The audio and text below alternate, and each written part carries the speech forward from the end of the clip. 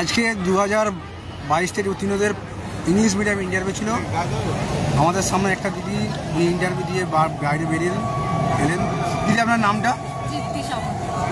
আচ্ছা, আপনি document ভেরিফিকেশানের table থেকে মানে আপনার কীভাবে ডকুমেন্ট ভেরিফিকেশান হয়েছে একটু বলবেন কাজ? ডকুমেন্ট ভেরিফিকেশনের প্রসেসটা বেশ স্মুথই ছিল।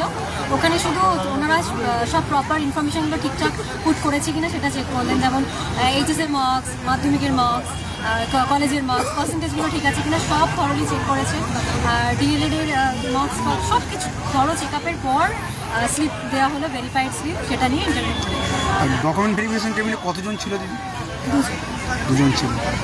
আচ্ছা, মানে তারপরে যখন স্লিপ নিয়ে ইন্টারভিউ রুমে গেলেন, যে ইন্টারভিউ রুমে ঢোকার সময় আপনাকে মানে কীভাবে প্রথম কোয়েশ্চেন কী করা হয়েছিল?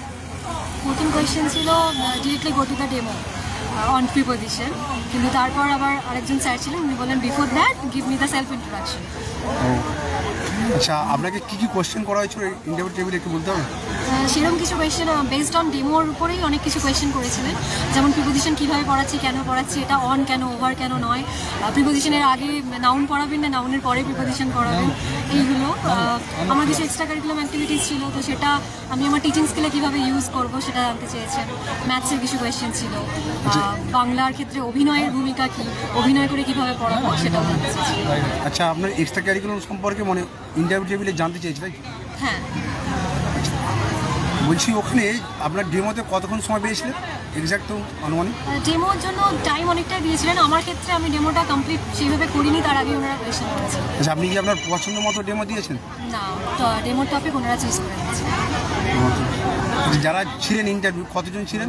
তিনজন ছিলেন। একজন স্যার, একজন ম্যাম, দুজন স্যার।